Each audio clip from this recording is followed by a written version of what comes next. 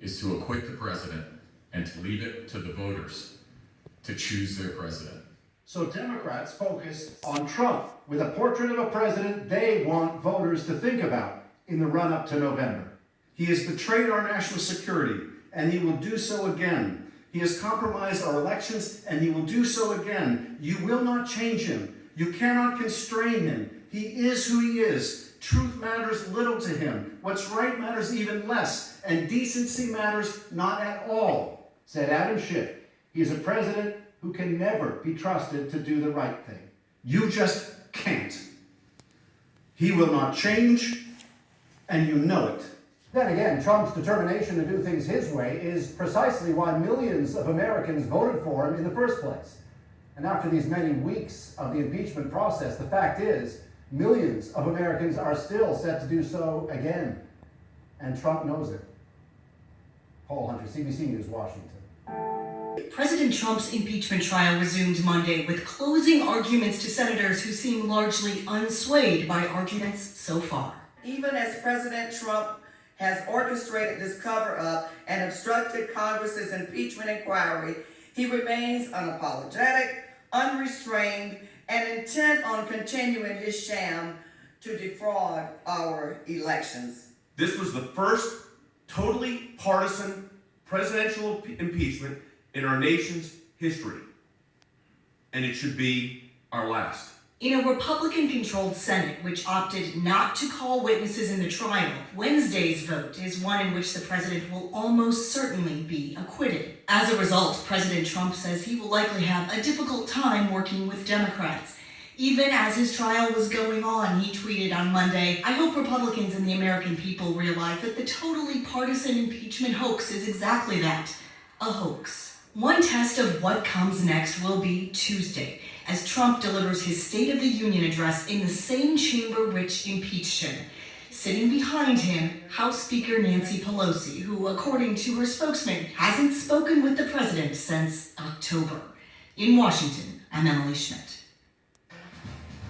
And now the impeachment trial of President Donald Trump. The trial is winding down nearly a month and a half after the House voted to impeach the president on charges of abuse of power and obstruction of Congress. CBS Sports' Skylar Henry is on Capitol Hill with more on today's closing arguments.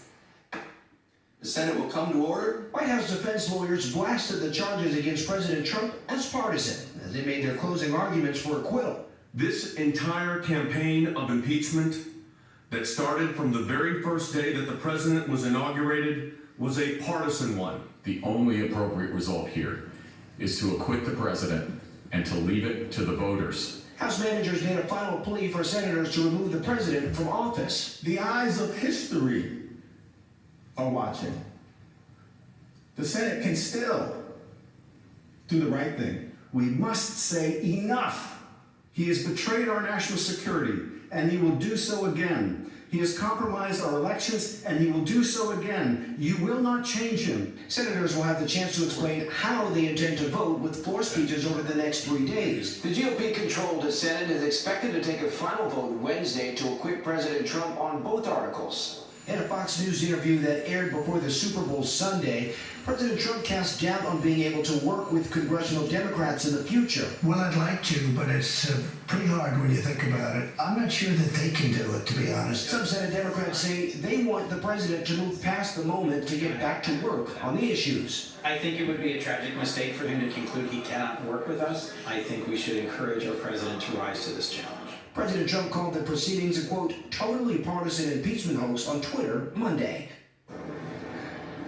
Now, logistically speaking, senators will each have a few minutes to voice why they decided to make the vote that they did, and then they make that final vote on whether to acquit President Trump on Wednesday. We heard from Senator Marco Rubio, who said that he thought that even if Article 1 was worthy of an impeachable offense, he thinks that Article 2 is a complete joke. Now, the big question is whether President Trump will mention impeachment in the State of the Union address tomorrow. A lot of the GOP senators have said that they think that he should forget about impeachment and think about other issues concerning the country. Elliot?